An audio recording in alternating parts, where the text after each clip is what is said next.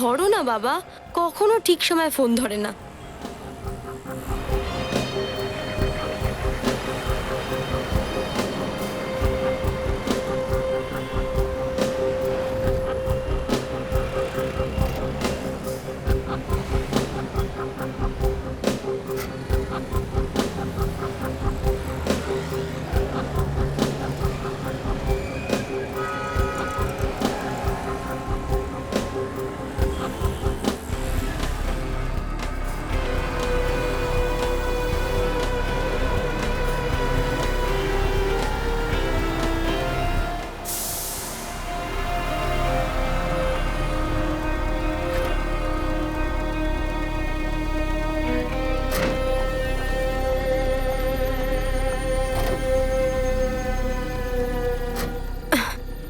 এই তো গত মাসেই নতুন টায়ার লাগিয়েছিলাম, আর এখন এই পাঞ্চার।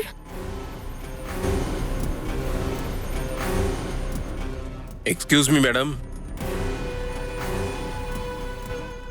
আমি আপনাকে কোনো সাহায্য করতে পারি? ওই অ্যাকচুয়ালি আমার কারের টায়ার পাংচার হয়ে গেছে, আর এখানে কোনো মেকানিকও দেখা যাচ্ছে না। নো প্রবলেম, আমি টায়ার চেঞ্জ করে দিচ্ছি। থ্যাংক ইউ সো মাচ, আমি ডিক্কি খুলে দিচ্ছি। ঠিক আছে।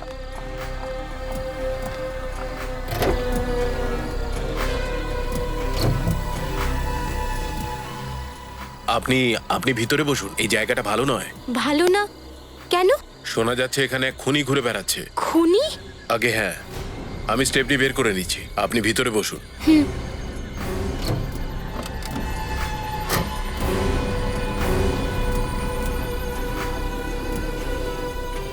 ও মাই গড।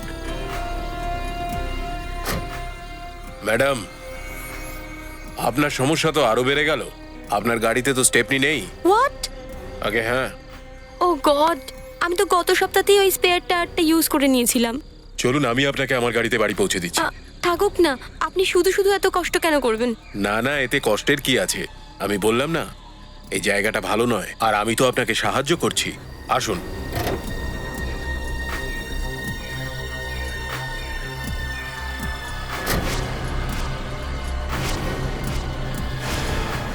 দিন ওগুলো আমাকে দে।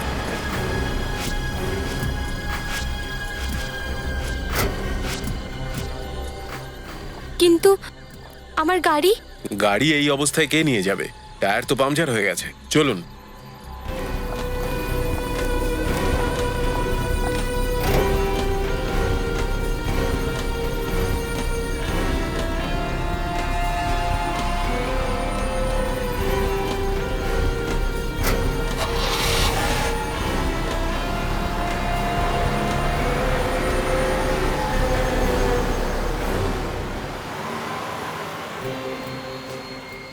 Thank you so much. যদি আজ আপনি না থাকতেন তাহলে জানি না কি হতো। ম্যাডাম, আপনার চুলটা কিন্তু খুব সুন্দর।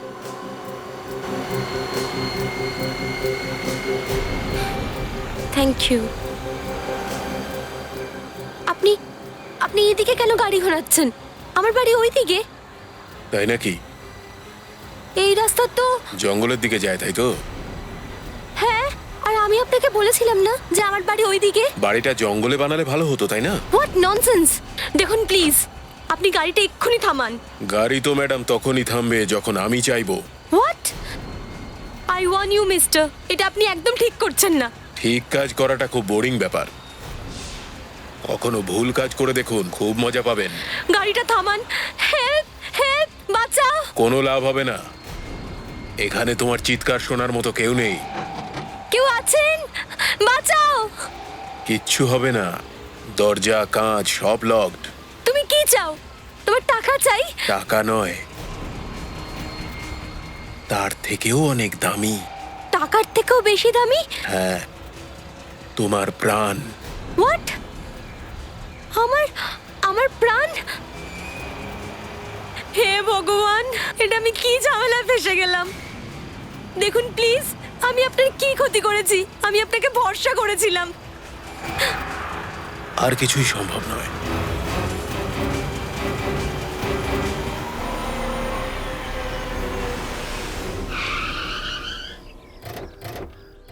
আসুন স্যার। তুমি ফোন করেছিলে? হ্যাঁ স্যার, আমিই ফোন করেছিলাম। কোথায় আছে লাশ? ওইখানে স্যার, খুব খারাপ অবস্থা ওটার।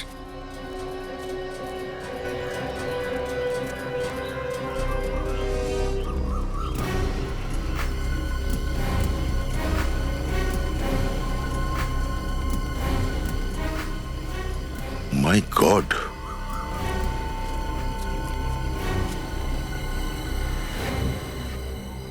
কি বিশ্রীভাবে মেরেছে একে। মাথার চুল টেনে চামড়া সমেত ছিঁড়ে নিয়েছে।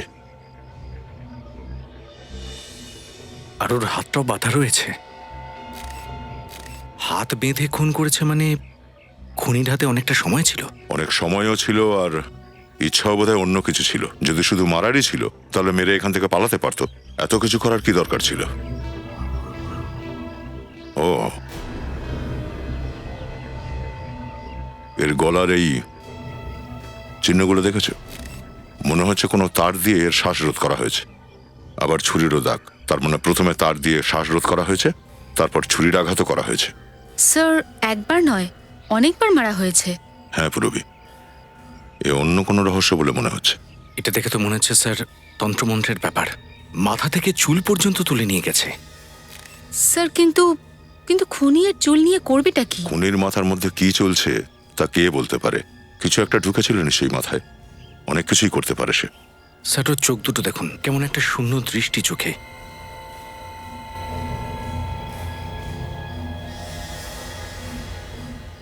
আরে মনে হচ্ছে এর চোখে কোনো কিছু লাগানো হয়েছে। মনে হচ্ছে খুনি এর চোখে এমন কিছু লাগিয়েছে যার জন্য এর এর চোখ খোলা রয়ে গেছে। খুনি নিশ্চয়ই চেয়েছিল এর নিজের চোখে নিজের মৃত্যু দৃশ্য দেখে। চেনটা খোলো তো। স্যার, এই দেখুন, ওর হাতে একটা চিহ্ন আছে, কিছু একটা লেখা আছে। কি ধরনের ভাষা এটা? কোনো প্রাচীন ভাষা মনে হচ্ছে।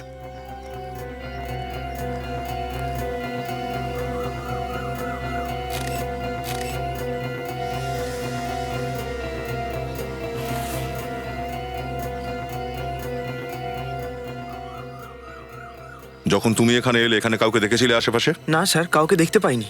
কেউ ছিল না? না স্যার। স্যার, স্যার এই দেখুন,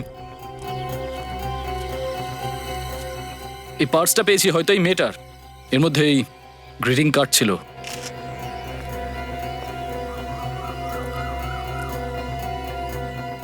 উইথ লাভ, গায়ত্রী। এই মেয়েটার নাম গায়ত্রী তাহলে? বড় ভালোবেসে যত্ন করে রেখেছে কার্ডগুলোকে। যে পাঠিয়েছে সে তার নাম ঠিকানা কিছু লেখেনি, শুধু লিখেছে your true friend.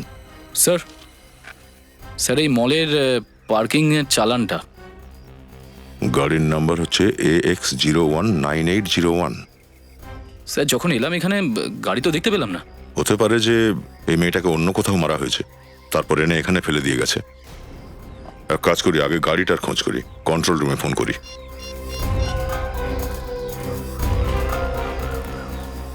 Hello control room, inspector দয়া বলছি সিআইডি থেকে। হ্যাঁ, আমরা একটা কারকে খুঁজছি। কারের নাম্বারটা হচ্ছে AX019801। এই ডেড বডিটার অবস্থা দেখে তো আমারও গায়ে কাঁটা দিয়ে উঠেছে। শালুকে একে যেভাবে নৃশংসভাবে মেরেছে বুঝে উঠতে পারছি না এ কিভাবে মারা গেছে। মৃত্যু তো এই মেয়েটার গলা টেপার কারণেই হয়েছে। যেমন তোমরা জানো যে তার দিয়ে এর গলাটা পেঁচানো হয়েছিল, সেই কারণেই এর মৃত্যু হয়েছে। আচ্ছা শালুকে, এর মাথার উপর যে ক্ষতটা আছে সেটা কি দিয়ে মেরেছে? এর মাথার উপর হাতুড়ি বা এই ধরনের কোনো ভারী জিনিস দিয়ে আঘাত করা হয়েছে। আর শালুকে, গায়ত্রীর চোখ কি দিয়ে খুলে রেখেছিল? এর চোখ দুটোকে কোনো বিশেষ ধরনের আঠা দিয়ে আটকে দেওয়া হয়েছিল। বিশেষ ধরনের আঠা দিয়ে? সালুকে স্যার, একটা ব্যাপার বুঝতে পারছি না।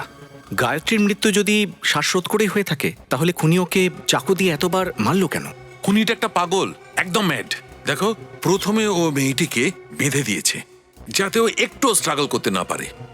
তারপরে ও একটা বিশেষ ধরনের আঠা দিয়ে এর চোখ দুটোকে আটকে দিয়েছে যাতে যা কিছু ওর সঙ্গে হচ্ছে সে যেন ওটা দেখতে পায়। আর তারপরে ওই খুনি এর চামড়া সমেত এর চুলগুলোকে ছেড়ে নিয়েছে, এর পুরো শরীরটাকে ছুরি দিয়ে ফালা ফালা করে দিয়েছে। কিন্তু তারপরেও থামেনি, এরপরে ওর হিংস্রতা কমেনি। ও তার দিয়ে এই মেয়েটি গলা পেঁচিয়েছে আর ওকে মেরে ফেলেছে। একদম স্যাডিস্ট। স্যাডিস্ট? হ্যাঁ, স্যাডিস্ট। এই ধরনের লোক অন্যকে কষ্ট পেতে দেখে আনন্দ পায়, এক ধরনের শান্তি পায়। এসব শুনে তো আমার মনটাই কিরকম একটা হয়ে গেল। কি নৃশংসতার সাথে মেরেছে ওকে, কত কষ্ট পেয়েছে মেয়েটা। আচ্ছা সালুকে, এই লাশের পাশে যে আমরা জুতোর ছাপটা পেয়েছিলাম সেটা থেকে কিছু পাওয়া গেছে? স্যার স্যার এটা থেকে শুধু এটুকুই জানা গেছে যে এই ছাপটা 9 নম্বর জুতোর ছাপ। 9 নম্বর জুতোর? তার মানে খুনি 9 নম্বরের জুতো পরতো।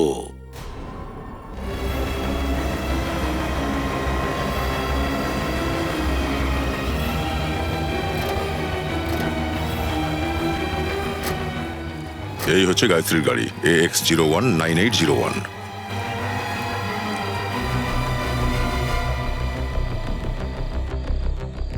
এটা কি? Tyre puncture?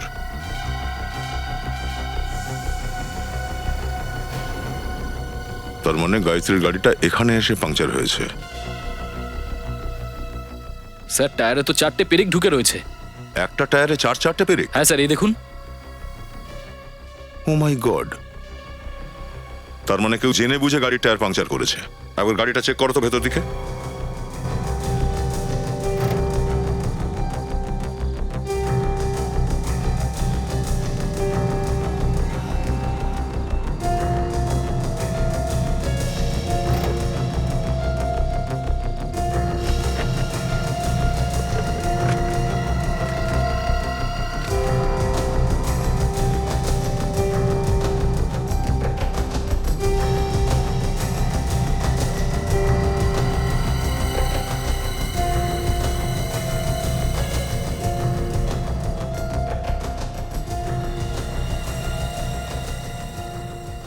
স্যার স্যার এই দেখুন স্যার, একটা ক্যামেরা পাওয়া গিয়েছে। চলো, কিছু তো পাওয়া গেল গাড়িটায়। ধরো। স্যার এই দেখুন, এই রেজিস্ট্রেশন কার্ডটা পেলাম। আরে এটা কি? গাড়ি তো গায়ত্রীর নামে রেজিস্টার নয়, সঞ্জয় নামে রেজিস্টার্ড। এ আবার কি রহস্য? কারো মনে যদি প্রবল ঘৃণা থাকে তাহলেই সে এভাবে খুন করতে পারে। গায়ত্রী চুল পর্যন্ত উপড়ে নিয়েছে খুলির সঙ্গে। হ্যাঁ স্যার, খুব নৃশংসভাবে খুন করেছে ওকে। গায়ত্রীর লাশ দেখে তো বুক শুকিয়ে গেছিল পুরো। আর এইসবও এমনি এমনি করেনি, কিছু না ভেবে বেশ প্ল্যানিং করেছে ও আগে। আর বেচারি গায়ত্রী সেই প্ল্যানিং এ ফেঁসে গেছে। ও তো জানতেই পারেনি যে ওর গাড়ির টায়ার এমনি এমনি পাংচার হয়নি, বরং জেনে বুঝে করা হয়েছে। স্যার হতে পারে যে কেউই হোক না কেন, গায়ত্রীর সাথে কোনো একটা লাভ অ্যাফেয়ার ছিল কলেজ লাইফে, আর কোনোভাবে সেই সময় আঘাত পায়। কিন্তু গায়ত্রীর চুলগুলো নিয়ে কেন গেল? স্যার যখন ও খুনটা করছিল তখন ও গায়ত্রীর চোখটাকে কিছু একটা দিয়ে খুলে রেখেছিল, যাতে ওই সব। স্যার এই খুনি ওই গায়ত্রীর হাতে কোনো সিক্রেট মেসেজও লিখে দিয়েছিল। প্রাচীন কোনো ভাষা মনে হয় ওটা। এত কিছু করে গেছে ওই লোকটা, সোজা সবটা মানসিকতা তো নয়। ওর মনস্তত্ত্ব বোঝার জন্য আমি একজন ক্রিমিনাল প্রোফাইলারকে ডেকেছি, দেখা যাক কি বলে সে। স্যার। হ্যাঁ বিবেক, তোমার কথা হচ্ছে সঞ্জয়ের সঙ্গে, যার নামে এই গাড়িটা রেজিস্টার্ড? হ্যাঁ স্যার, আমি সঞ্জয়ের সঙ্গে কথা বলেছি। 2 মাস আগে গায়ত্রীকে সঞ্জয় গাড়িটা বিক্রি করেছিল। ওই সময় গায়ত্রীর কোনো অ্যাড্রেস প্রুফ ছিল না বলে ওই গাড়িটা আজও সঞ্জয়ের নামই রয়েছে। তাহলে সঞ্জয় কি গায়ত্রীর অ্যাড্রেস জানে না? না স্যার।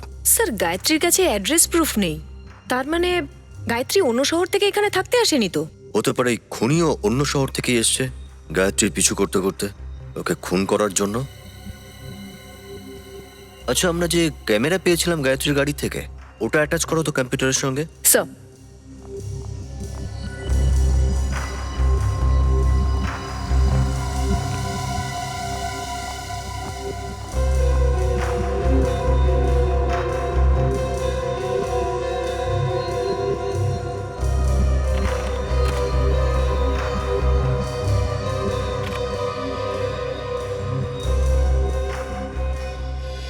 স্যার এই সব ফটোর ডেট তো কালকের। স্যার গায়ত্রী খুব ফটোজেনিক ছিল, ফটোগুলো দেখে মনে হচ্ছে ওর নিজের ছবি তোলার খুব শখ ছিল। সব ফটোতে আলাদা আলাদা ড্রেস আর হেয়ারস্টাইলও আলাদা। ফটো দেখে তো মনে হচ্ছে ও কোনো মডেল অথবা অ্যাক্ট্রেস ছিল। এক মিনিট, এই যে মলটা, এটা তো আইসিজি রোডে না? Yes sir. আচ্ছা, এই আইসিজি রোড আর গায়ত্রীর মধ্যে কোনো সম্পর্ক নেই তো স্যার? হতেই পারে, তবে সেটা তো আমরা আইসিজি রোডে গিয়ে জানতে পারবো।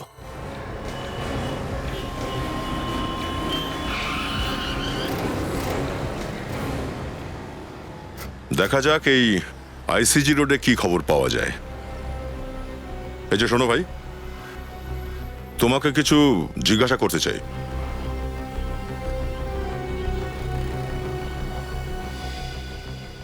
আমার কিছু কথা আছে। স্যার এমন মনে হচ্ছে যে বেচারা কিছু বলতে পারে না। 10 টাকা। আরে স্যার, ও তো বোবা নয়। এ নাও 20 টাকা রাখো। এবার তো মুখ খুলবে না। জিজ্ঞেস করুন। আচ্ছা, এই মেয়েটাকে দেখেছেন এখানে যেতে আসতে? এই তো সামনের ওই পার্কটাতে আসে বিকেলবেলা জগিং করতে। বারে বা, কি কথা শোনালে। এবার এটাও বলো দেখি, জগিং করার জন্য কটার সময় আসতো? এই ধরুন বিকেল প্রায় 5:30টার সময়। 5:30টার সময়? আশেপাশেই থাকে নাকি? হয়তো। আর এমনি তো দূর থেকে কে আসবে এখানে জগিং করতে? হ্যাঁ, কিন্তু থাকে কোথায়? হয়তো ওই সামনের বিল্ডিংটাতে। ওই বড় বিল্ডিংটায়? হ্যাঁ স্যার। হ্যাঁ নাও 10 টাকা আরো রাখো। আমি বুঝতেই পেরেছিলাম যে আপনারা পুলিশের লোক। প্রায় ঠিক ধরেছো, সিআইডি।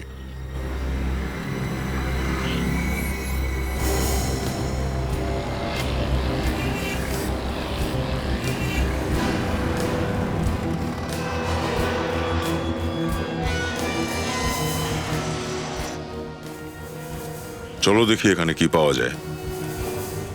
হ্যাঁ স্যার, কিন্তু আমরা জানবো কি করে যে কোন ফ্ল্যাটে থাকতো? হ্যাঁ হ্যাঁ, সেই গায়ত্রী। হ্যাঁ, আমার পেইং গেস্ট। ওকে নিয়ে খুব দুশ্চিন্তায় আছি, ও রাতে বাড়ি ফেরেনি। এক্সকিউজ মি, গায়ত্রী কি আপনার এখানে পেইং গেস্ট ছিল? হ্যাঁ, গায়ত্রী তো আমার পেইং গেস্ট, কিন্তু আপনারা কারা? আমি ইন্সপেক্টর দয়া। আপনি এই গায়ত্রীর কথা বলছেন? হ্যাঁ, আমি এই গায়ত্রীর কথাই বলছি, কিন্তু কি হয়েছে ওর? গায়ত্রী খুন হয়ে গেছে। খুন? ও মাই গড, আপনারা কি বলছেন? আমি তো কিছুই বুঝতে পারছি না। গায়ত্রীর খুন? কে গায়ত্রীকে খুন করবে? সেটাই জানার চেষ্টা করছি আমরা। কি ব্যাপার? রোহন, ওনারা সিআইডি থেকে এসেছেন আর বলছেন গায়ত্রী নাকি খুন হয়েছে। কি? গায়ত্রী খুন হয়েছে? গায়ত্রী আমাকে ছেড়ে কিভাবে যেতে পারে? ইনি কে? ও হলো রোহন, গায়ত্রীর বয়ফ্রেন্ড। ওর সাথে এখানেই থাকে। কে করেছে গায়ত্রীকে খুন, স্যার? দেখুন, এখন আমরা কিছু জানতে পারিনি। আপনার কাউকে সন্দেহ হয়? না। আচ্ছা, এটা বলতে পারবেন যে গায়ত্রীকে আপনি কতদিন চেনেন? গত 1 বছর ধরে, স্যার। আমরা দুজন ফিল্মের অডিশনে গিয়েছিলাম, সেখানেই আমাদের আলাপ হয়। গায়ত্রীও তোমার মতো অ্যাক্টর হতে চেয়েছিল? হ্যাঁ। গায়ত্রী কালকে রাত থেকে নিখোঁজ। তুমি একবার খবর নেওয়ার চেষ্টা করোনি যে ও কোথায় আছে, কি অবস্থায় আছে? আমি আজকে সকালেই পুনা থেকে ফিরেছি, আমার শুটিং চলছিল ওখানে। আমি গায়ত্রীকেই ফোন করছিলাম আর তখনই তার মধ্যে আপনারা চলে এলেন। গায়ত্রীর কারে আমরা একটা ক্যামেরা পেয়েছি, এতে গায়ত্রীর কিছু ফটোগ্রাফ আছে। এগুলো কি ওর পোর্টফোলিও? একটু দেখো তো। পোর্টফোলিও?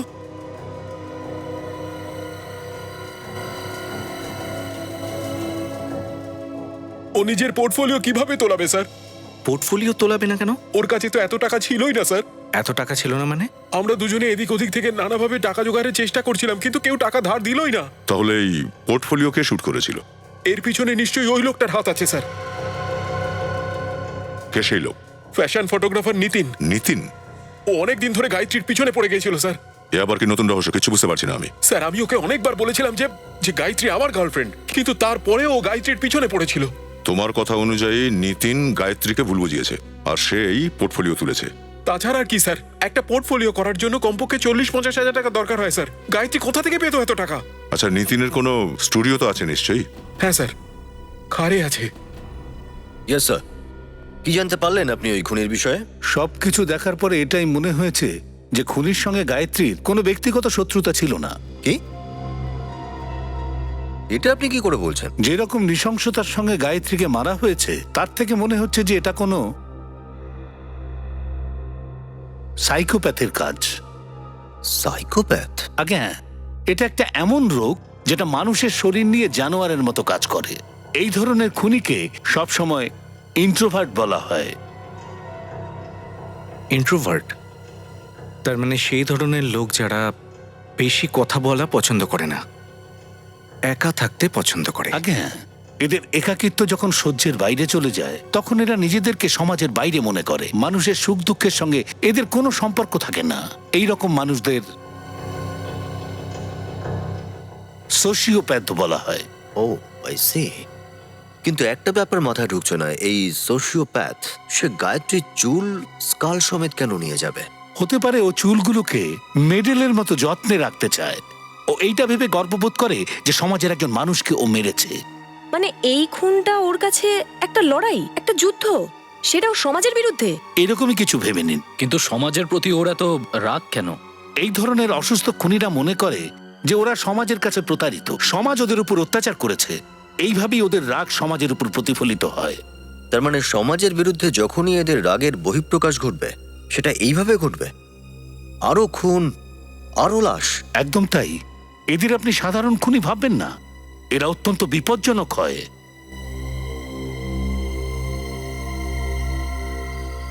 Serial killer.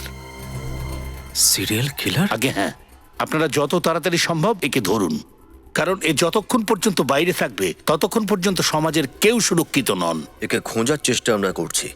আপাতত আমরা এতটুকুই জানতে পেরেছি যে এই খুনি 9 নম্বরের জুতো পরে। স্যার, হ্যাঁ বিবেক? স্যার গায়ত্রীর হাতে যে চিহ্ন ছিল সেটার মানে কি সেটা জানতে পেরে গেছি। Very good. কি মানে? স্যার এই চিহ্নটা 1700 শতাব্দীর স্যার। স্যার এই চিহ্নটার মানে হলো গোলামের ঘুম থেকে ওঠা। গোলামের ঘুম থেকে জাগা? হ্যাঁ। হতে পারে এই খুনি নিজেকে গোলাম মনে করে, যে ঘুম থেকে জেগে উঠেছে নিজের অত্যাচারের বদলা নেবার জন্য সমাজের বিরুদ্ধে। আচ্ছা, সেই জন্যই তাহলে ও গায়ত্রীর চোখ খুলে রেখেছিল। এর মানে হলো ও সমাজকে দেখাতে চাইছিল যে ও আবার ফিরে এসেছে, গভীর ঘুম থেকে জেগে উঠেছে। ওকে বেবি, এবার আমাকে ভালো করে একটা $1 মিলিয়ন স্মাইল দাও। ও সরি, তুমি তো মাস্ক পরে আছো। ইয়েস, আপনারা কারা? আমার পারমিশন ছাড়া আপনারা ভিতরে এলেন কি করে? শ্যাম! এত চেঁচানোর দরকার নেই, গলা ধরে যাবে। তোর শ্যামই আমাদের ভেতরে পাঠিয়েছে। শ্যামের এত বড় সাহস! কি করতো বেচারা? যখন আমাদের পরিচয় জানতে পারলো তখন আর সাহসী পেল না আমাদের বাধা দেওয়ার। আমাদের মুখগুলোই এরকম, যা দেখে মানুষের এমনি কান্না পেয়ে যায়। কান্না পেয়ে যায়? আগে হ্যাঁ, কাঁদতে তোমাকেও হবে যখন তুমি জানতে পারবে যে আমরা কারা। কারা আপনারা? খুনিরা ভালোবেসে আমাদের সিআইডি বলে ডাকে। সিআইডি? রিটা, রিটা প্লিজ তুমি বাইরে যাও, আর এই মাস্কগুলো নিজের সাথে করে নিয়ে যাও। স্যার, স্যার আমি কোনো খুন করিনি। আমরা কখন বললাম যে তুই খুন করেছিস? পূরবী, স্যার, ওকে ফটোগুলো একটু দেখাও তো। এই পিকচার তো গায়ত্রীর। হ্যাঁ, গায়ত্রীরই ফটোগ্রাফিগুলো। কেউ খুব নৃশংসভাবে গায়ত্রীকে খুন করেছে। হোয়াট? গায়ত্রীকে? এর ব্যাপারে তো আমি কিচ্ছু জানি না। কিন্তু গায়ত্রীর বয়ফ্রেন্ড রোহান তোমার নাম নিয়েছে। তুমি গায়ত্রী আর রোহানের সম্পর্ক ভাঙতে চাইছিলে না? না, এসব মিথ্যা কথা, ফালতু কথা। কিন্তু ওর প্রোফাইল তো তুমিই তুলেছিলে, ওর পোর্টফোলিও তুমিই তুলেছিলে, আর তাও বিনে পয়সায়। গায়ত্রীর কাছে টাকা ছিল না, আর আমি একটা পোর্টফোলিওর জন্য 40,000 টাকা নিই। আমি গায়ত্রীর পোর্টফোলিও বানাইনি।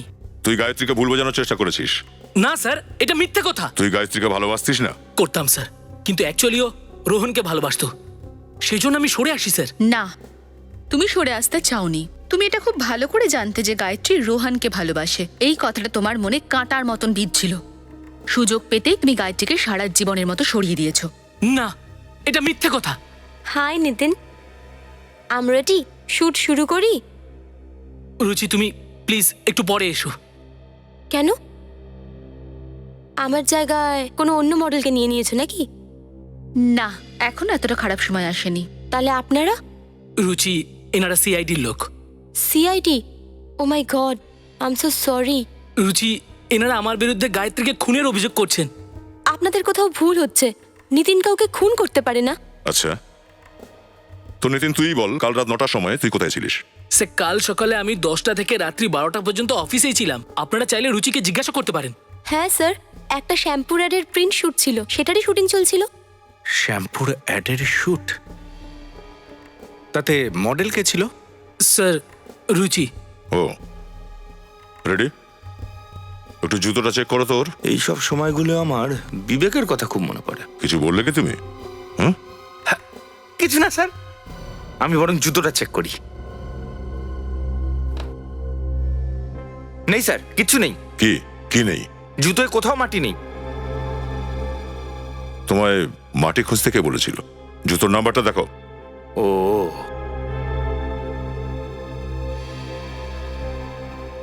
জুতোর নাম্বার হলো 8। 8। পুরবী, আর ওই ফটোগ্রাফটা দেখো তো। তুই এই ফটোগুলো দেখে কি বলতে পারবি যে এই ফটোগুলো কে তুলতে পারে? এইভাবে বলাটা তো একটু কঠিন, তবে এরকম ব্যাকগ্রাউন্ড আমি দেখেছি। এরকম ব্যাকগ্রাউন্ড আমি রূপার পিকচারে দেখেছি। রূপা, তোমার কাছে ওই রূপার নাম্বার আছে? হ্যাঁ আছে, ইটস 161242682। হ্যালো হ্যালো, হ্যাঁ, আমি রূপার সাথে কথা বলতে পারি? কে বলছেন? আমি ওর বান্ধবী বলছি। রূপা কাল রাত থেকে বাড়িতে ফেরেনি। হোয়াট? ঠিক আছে কি হলো? স্যার, রূপার বাবা ফোন তুলেছিলেন, বললেন যে রূপা কাল রাত থেকে বাড়ি ফেরেনি। কাল রাত থেকে রূপা বাড়ি ফেরেনি? হ্যালো, হ্যাঁ, কোথায়? ঠিক আছে, আমরা পৌঁছচ্ছি। স্যার, হ্যাঁ, আর একটা খুন হয়ে গেছে। একটা মেয়ে খুন হয়েছে, ঠিক একই জায়গায় যেখানে গায়ত্রী খুন হয়েছিল। হ্যাঁ, এই রূপার ফটোগ্রাফ থাকলে দে তো। সব হচ্ছেটা কি? আরো একটা খুন, আর ওই একই জায়গায়।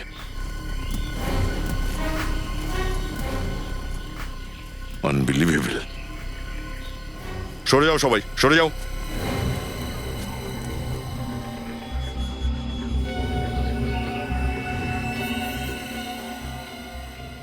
স্যার, খুনি হয় খুব চালাক, নয় খুব বোকা। একই জায়গায় আরেকটা খুন, প্রথমে গায়ত্রী, তারপরে এ তো দেখছি রূপা। অনু, জানি না এর বাবার কি অবস্থা হবে। এই মেয়েটাকেও একইভাবে মেরেছে যেভাবে গায়ত্রীকে মেরেছিল। এর চোখেও কিছু লাগানো হয়েছে। যে ব্যাপারে ভয় পাচ্ছিলাম সেটাই ঘটলো। সিরিয়াল কিলার আরো একটা খুন করে দিল। ঠিক একইভাবে ওয়্যার দিয়ে গলা চেপে দিয়েছে, মাথার চুল উপড়ে নিয়েছে, আর এই হাতেও ঠিক একই রকম চিহ্ন। স্যার, একটা কথা বুঝতে পারছি না, এই খুনি মহিলা মডেলসদেরই টার্গেট করছে কেন? সমস্ত মডেলগুলোকে যেভাবে হোক জানাতে হবে যেন সাবধান থাকে, তাহলে আরো একটা খুন আমরা আটকাতে পারবো। না হলে জানি না আরো কতগুলো মডেলকে এভাবেই মার্ডার করা হবে। দেখো সালুকে, হ্যাঁ আমার শুধু একটা প্রমাণ চাই যেটা দিয়ে আমরা খুনি পর্যন্ত পৌঁছতে পারি। আছে তো, প্রমাণ আছে তো। তাহলে দেখাও। না, দেখাতে পারবো না, শোকাতে পারি। দেখো সালুকে, এখন রসিকতা করার সময় নয়। আরে ভাই, এটা মজা নয়। স্যার একটু দেখি। স্যার, এনো, এটা শোকো, একটু এই স্টিকটা শুকে দেখো।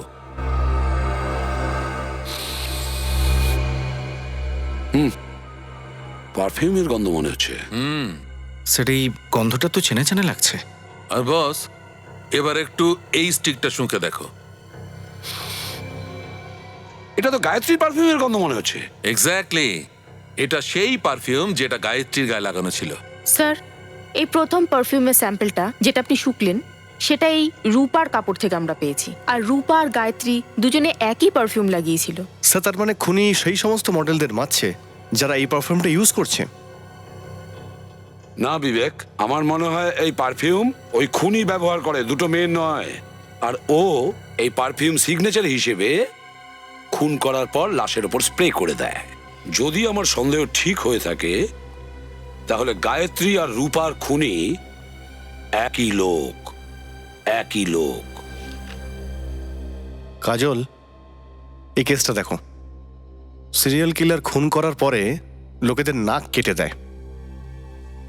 বুঝতে পারেন এই সমস্ত খুনিদের মাথায় কি চলে।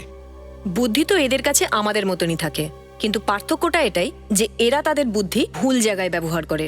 কিছু জানা গেল সিরিয়াল কিলারের বিষয়ে? হ্যাঁ স্যার, একটা কেস পেয়েছি স্যার। 4 বছর আগে স্যার। খুনির নাম রাকা। মারার ধরন স্যার ওই রকমই যেরকম গায়ত্রী আর রূপাকে মারা হয়েছে। আর খুন করার পরে লাশগুলো চুল কেটে দেওয়া হয়েছে। কিন্তু স্যার, কোনো লাশের হাতেই ওই গোলামের ঘুম থেকে ওঠার কোনো চিহ্ন নেই স্যার। না, তাহলে সে কোনোভাবে না। এই সিরিয়াল কিলাররা কখনো তাদের প্যাটার্ন চেঞ্জ করে না, একই রকম প্যাটার্নে খুন করে। খোঁজো, আরো খোঁজো, দেখো অন্য কোনো ফাইলে পাওয়া যায় কিনা। Yes sir. সচিন, ওই পারফিউম এক্সপার্টের সঙ্গে কথা হয়েছে? হ্যাঁ স্যার, উনি আজ দুপুরে যেতে বলেছেন। পেয়ে গেছি স্যার। পেয়ে গেছি স্যার, এই দেখুন 15 বছর আগের একটা কেস পেয়েছি। প্রথমে হাতুড়ি দিয়ে মাথায় মারে, তারপর ছুরি দিয়ে, এরপর গলা টিপে ধরে, চুল খুলি সমেত উপড়ে নেয়, আর হাতে ওই কৃতদাসের চিহ্ন। শুধু মহিলাদেরইও খুন করে। এই হবে শান্তনু নাম ওর। স্যার দেখে তো পুরো সাদাসিধে মনে হচ্ছে। কে বলতে পারে এই সাদাসিধে চেহারার পিছনে এত ভয়ানক একটা চেহারা লুকিয়ে আছে? এটা আবার কি ব্যাপার? কি হয়েছে স্যার? এখানে তো লেখা আছে শান্তনুর শাস্তি আরো কয়েক বছর বাকি। তার মানে এখনো তো সে জেলেই রয়েছে। তার মানে শান্তনু জেলের ভেতর থেকেই সব খুন করছে। হতে পারে শান্তনু জেলের মধ্যে বসে খুন করছে, আবার এটাও হতে পারে যে কেউ ওই একই কায়দায় খুন করছে যেমন শান্তনু করত। কপিক্যাট কিলার?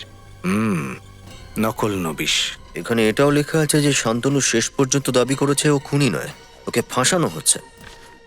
এমনটা সত্যিই নয় তো যে ও নির্দোষ আর আসল খুনি বাইরে ঘুরে বেড়াচ্ছে? স্যার এই কেসের দায়িত্ব ইন্সপেক্টর বিজয় বলে কারো একজনের উপর ছিল, হয়তো ওনার কাছ থেকে আরো কিছু জানতে পারবো। ঠিক আছে, ইন্সপেক্টর বিজয়ের সঙ্গে দেখা করতে। আপনাদের সিআইডির লোকেদের প্রশংসা না করে পারছি না। দুটো মেয়ে খুন হয়েছে আর আপনারা 8 বছরের পুরনো একটা কেস খুলে ফেললেন। বাহ! ইন্সপেক্টর বিজয়, আমি আগেই বললাম না যে কখনো কখনো নতুন কেস সলভ করার জন্য পুরনো কেস খুঁড়ে বের করতে হয়। আপনাদের কি মনে হয় আমি কোনো অপরাধ করেছি? আমি এমনটা বলিনি, কিন্তু যে পরিমাণ দ্রুততার সাথে আপনি এই ফাইলটা বন্ধ করেছিলেন ওটা থেকে তো মনে হচ্ছে যে আপনার উদ্দেশ্য ভালো ছিল না। আপনারা কি আমার সাহায্য চাইতে এসেছেন নাকি বদনাম করতে? আমি বললাম না আপনাকে যে কখনো কখনো পুরনো কেসও খুঁড়তে হয়। খুঁড়ুন, যত ইচ্ছে খুঁড়ুন, কিন্তু শান্তনুকে কে জেলে পাঠিয়েছিল জানেন? জানি, কিন্তু যে অপরাধের শাস্তিও ভোগ করছে সে অপরাধও করেইনি। আমি তোমাকে এই প্রশ্নের কড়া উত্তর দিতে পারতাম, কিন্তু আমি রিটায়ার হয়ে গেছি। স্যার শান্তনু জেলে রয়েছে আর খুন এখনো হয়ে চলেছে। দুটো খুন হয়ে গেছে স্যার। এতে আশ্চর্যের কি আছে ম্যাডাম? হতে পারে খুন অন্য কেউ করছে। আগে না, এই খুনের সাথে শান্তনুর কোনো না কোনো যোগাযোগ আছে। এই প্রত্যেকটা খুন ঠিক সেইভাবে করা হচ্ছে যেমনটা 8 বছর আগে ওই সিরিয়াল কিলার করত, তার দিয়ে শ্বাসরোধ করে আর চোখের ওপর আঠা আটকে দিত। সবকিছু আগের মতো হয়েছে, একদম আগের মতো। হয়তো এমন কোনো মানুষ যে এই কেসের ব্যাপারে সবকিছু জানে। আগে হ্যাঁ, আর তিনি হলেন আপনি। আপনারা কি মনে করছেন এই খুন আমি করিয়েছি? এমনিতে পুলিশ অফিসার প্রত্যেক দিন প্রচুর অপরাধীর মুখোমুখি হয়। হতে পারে আপনি তাদের মধ্যে কাউকে ট্রেন করিয়েছেন। এত বড় অভিযোগ করবার আগে আপনার অনেকবার ভাবা উচিত ছিল। এমনিতে ওই কেস ফাইলে কোথাও এটা লেখা নেই যে লাশের ওপর পারফিউম ছেটানো হয়েছিল। এই জন্য লেখা হয়নি যে মেয়েরা পারফিউম ইউজ করে। ও, একই ধরনের পারফিউম সব মেয়ে লাগায়? হ্যাঁ, আপনি এই কথাটা কেন ভাবলেন না যে এই পারফিউম খুনি ওদের ওপর ছিটিয়েছিল? সেটাতেই পারে। তাহলে এই পারফিউমের কথাটা খুনি কি করে জানতে পারলো? এই কথা তো কোনো ফাইলে লেখা ছিল না। আমি কি করে জানবো যে খুনি কি করে জানলো?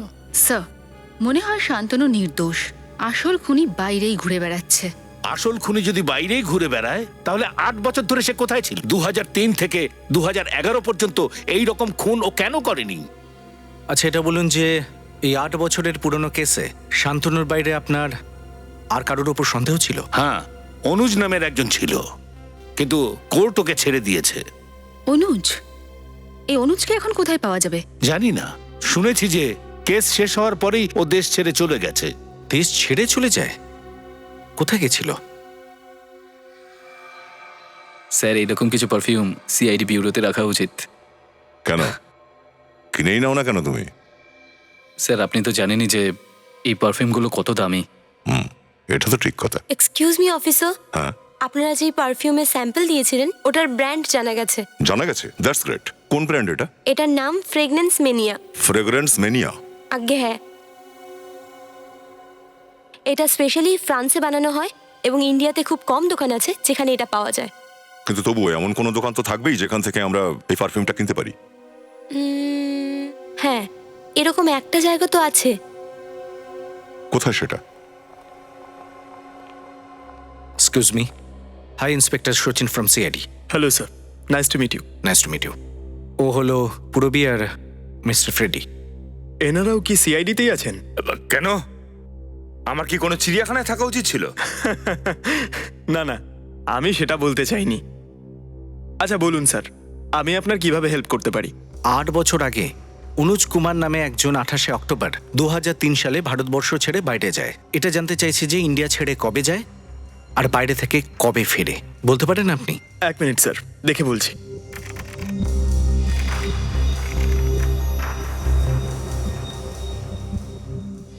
দেখুন স্যার, গত 8 বছরের মধ্যে মিস্টার অনুজ ইন্ডিয়াতে মাত্র একবার এসেছেন। আর কবে ফিরেছিল সে? অক্টোবরে, গত মাসে। গত মাসে অক্টোবরে? আর উনি এখনো ইন্ডিয়াতেই আছেন। ও, তার মানে গত মাসে অক্টোবরে অনুজ ফিরে আসে আর তারপর থেকেই খুনগুলো শুরু হয়। স্যার, আপনি কিছু বললেন? না। আচ্ছা, অনুজের ইন্ডিয়ার অ্যাড্রেস হবে আপনার কাছে? আমার কথা বিশ্বাস করুন স্যার, আমি কাউকে খুন করিনি স্যার। কি করে বিশ্বাস করব? শান্তনু এখনো জেলে রয়েছে, আর ওই 15 বছরের পুরনো কেসে আদালতে তোমার উপর সন্দেহ ছিল। সন্দেহ ছিল স্যার, কিন্তু আমি নির্দোষ প্রমাণিত হই স্যার, কারণ আসল খুনি শান্তনুই ছিল। আচ্ছা, 10ই নভেম্বর রাত 9টায় তুমি কোথায় ছিলে? স্যার, আমি রেস্টুরেন্টে ছিলাম। কোন রেস্টুরেন্টে? সূর্যমহল। আমি ওখানে ওয়েটারে কাজ করি স্যার। আর 12ই নভেম্বর রাতে কোথায় ছিলে? স্যার, সেদিন রাতেও আমি ওখানেই ছিলাম। আপনি চাইলে ওখানকার স্টাফেদের সঙ্গে কথা বলতে পারেন। স্যার, প্লিজ আমার কথা বিশ্বাস করুন। বিবেক, ওর জুতো চেক করো। জুতো স্যার? কিন্তু কেন স্যার? জুতো দেখো।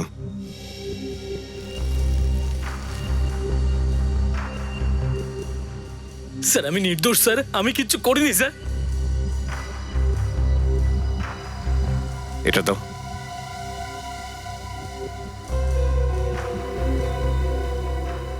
পরে নাও জুতো। স্যার, ওর জুতো সাইজ 8 স্যার, 9 নম্বর নয়। স্যার, এবার আপনাদের বিশ্বাস হলো তো যে আমি নির্দোষ? হ্যাঁ দয়া, ওই পারফিউমের লিস্ট কি ওখানে অনুজের নাম নেই? ওকে, থ্যাংক ইউ দয়া, থ্যাংক ইউ। স্যার, আমি বলছিলাম না আমি নির্দোষ? আপনারা ফালতু আমার পিছনে সময় নষ্ট করছেন। আপনারা আসল খুনিকে ধরুন স্যার। আসল খুনিকে আমরা ধরবই। এখন তুমি যেতে পারো, প্রয়োজন হলে আবার ডাকবো। স্যার, শান্তনু যদি জেলে থাকে আর অনুজ নির্দোষ হয়, তাহলে আমার মনে হচ্ছে এই সব খুনের পেছনে কপিক্যাট কিলারের হাত আছে। কিন্তু একটা ব্যাপার মাথায় ঢুকছে না সচিন, ওই শান্তনুর ফাইলে কোথাও লেখা নেই যে শান্তনু লাশের উপর পারফিউম ইউজ করত। আর ইন্সপেক্টর বিজয় ভাবছিল যে ওই পারফিউম হয়তো ভিকটিমের। তাহলে ওই কপিক্যাট কি করে জানতে পারলো পারফিউমের বিষয়ে?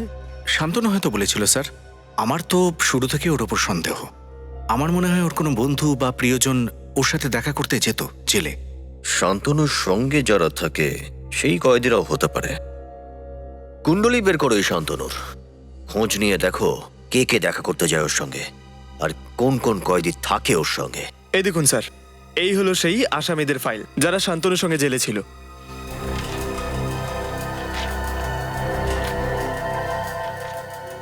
17 জন কয়েদি, কিন্তু এই কয়েদিটা কারোর সঙ্গে খুব একটা মেলামেশা করতো না। বেশ সময় লাগতো এর সঙ্গে কারোর বন্ধুত্ব করতে। আমাদের এইটা খুঁজে বের করতে হবে যে এদের মধ্যে কে কে আছে যে লোকগুলো শান্তনুর সঙ্গে সবচেয়ে বেশি সময় কাটিয়েছে। বেশিরভাগই তো 1-2 সপ্তাহ অথবা 1-2 মাস জেলে কাটিয়েছিল। শুধু এই 6 জন কয়েদি আছে যারা শান্তনুর সঙ্গে 1 বছরেরও বেশি সময় কাটিয়েছে। তার মানে স্যার, যেই লোকটা শান্তনুকে নকল করছে সে এই 6 জন কয়েদির মধ্যে কেউ একজন। সত্যি বুদ্ধিমানের মতো কথা বলেছো ফ্রেডি। Thank you. এখন এই 6 জন কয়েদির মধ্যে 3 জন তো এখনো জেলেই আছে, তাহলে বাকি রইল এই 3 জন, বাবলা, রাজু আর মনু। বাবলা খুন করেছিল শেফালিকে টাকার জন্যে, আর এই রাজু নিজে মেরেছিল ওর বৌদিকে, অবৈধ প্রেম কথা। আর স্যার বাঁচল গিয়ে মনু। এই মনুর কেসটা একটু অন্যরকম লাগছে। এর বিরুদ্ধে মহিলাদের টিজ করার অনেকগুলো অভিযোগ আছে। এ মেয়েদের বিরক্ত করতো? শুধু তাই নয়, একটা মেয়েকে খুন করার চেষ্টাও করেছিল। Attempt to murder. নিজের মার সঙ্গে থাকে, ছোটবেলাটা খুব খারাপ কেটেছে এর। এর বাবা মদ খেয়ে এর মাকে ধরে মারতো। এই কারণে মনু সমাজের বিরুদ্ধে চলে গেছে। ওর বাবাকে দেখেছে হয়তো মদ খেয়ে মাকে মারতে, এই কারণে মেয়েদের ওপর অত্যাচার করতে শুরু করে। অম্বরনগরে থাকে।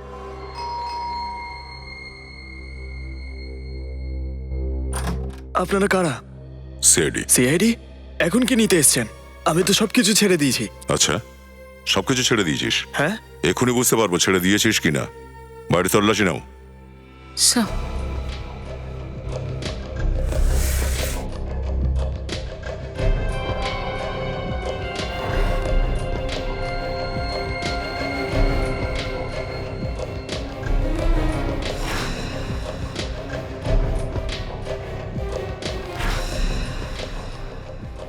স্যার এই দেখুন ব্যাগ।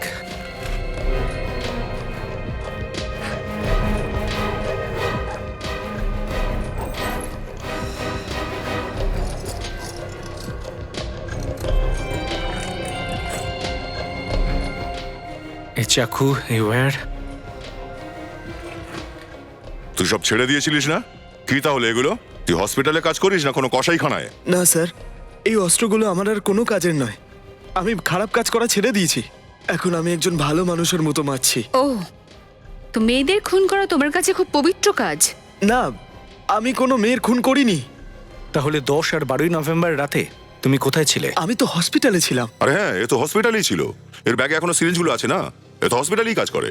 না স্যার, আমি 7 নভেম্বর থেকে 13 নভেম্বর অবধি এসপি হসপিটালে ছিলাম। ওখানে আমার মায়ের চোখের অপারেশন ছিল। এসপি হসপিটালে? হ্যাঁ স্যার। দেখ, হসপিটালে গিয়ে জিজ্ঞাসা করবো কিন্তু। হ্যাঁ স্যার, চাইলে আপনি জিজ্ঞেস করতেই পারেন।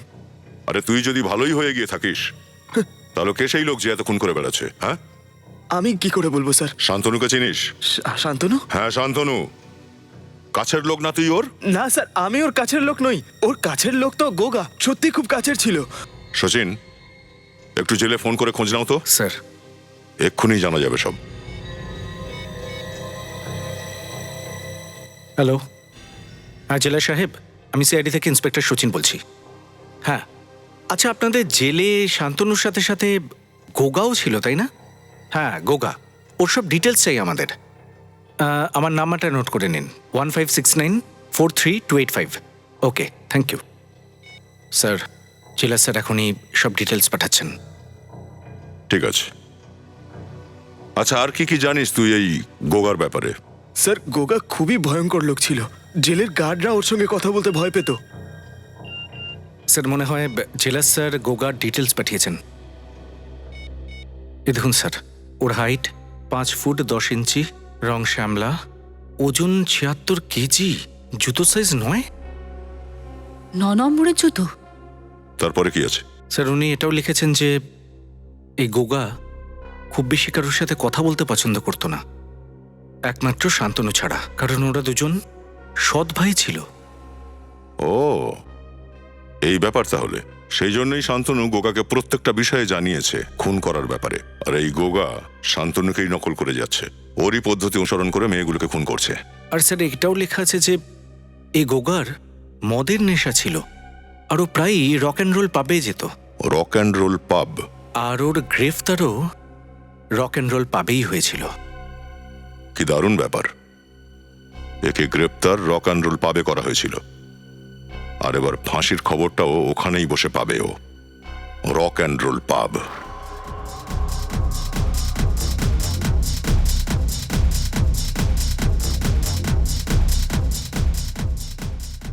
সচিন, আচ্ছা ওই ফটোটা দেখো তো, যেটা জেলার পাঠিয়েছিল।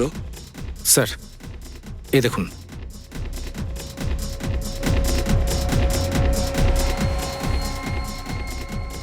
এই ওয়েটার, ওই যে স্যার। আমার জন্য আরেকটা বিয়ার আনো।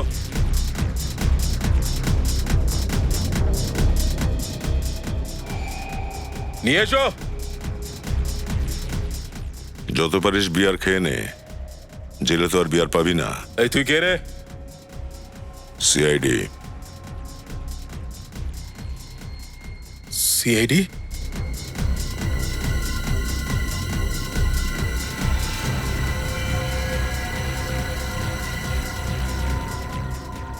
গুলি চালিয়ে দেবো, আমি গুলি চালিয়ে দেবো। গোগা পাগলামি ছাড়ো, বন্দুক ফেলে দাও। আমি বলে দিচ্ছি কেউ এগোবে না।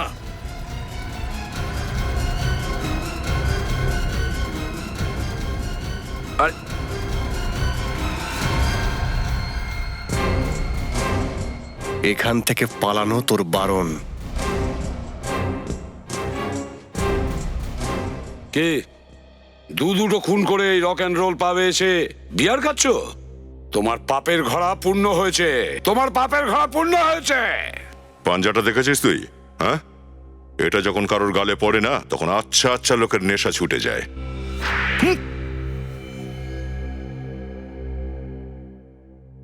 গায়ত্রী আর রূপাকে আমি মেরেছি। আরো অনেক মেয়েকে তুমি মারতে, তাই না? আগে হ্যাঁ। কেন, কি ক্ষতি করেছে ওরা তোমার? শান্তনু আমার সৎ ভাই। সেটা আমরা জানি। আর আমি জানতাম যে আমি এই খুনগুলো করলে আদালত ভাববে যে শান্তনু নির্দোষ, আরো জেল থেকে ছাড়া পেয়ে যাবে। কিন্তু এটা হয়নি। আমাদের চোখে তুমি ধুলো দিতে চেয়েছো, সিআইডির চোখে। কিন্তু এসব করার দরকার বা কি ছিল? এমনিতেই তো 2015-তে শান্তনু জেল থেকে রেহাই পেয়ে যেত। দেখুন, শান্তনু চেয়েছিল যে আদালত ওকে নির্দোষ বলে মেনে নিক, যাতে ওকে যে গ্রেপ্তার করেছিল সেই ইন্সপেক্টর বিজয়ের বিরুদ্ধে কেস করা হয়, যে সে একজন নির্দোষকে দোষী সাজিয়েছে। কিন্তু তোমার সমস্ত ভাবনাতে সিআইডি জল ঢেলে দিয়েছে। হ্যাঁ, গায়ত্রী আর রূপাকে তুমি এরকম নৃশংসভাবে মেরেছো, তোমার তো ফাঁসি হবে।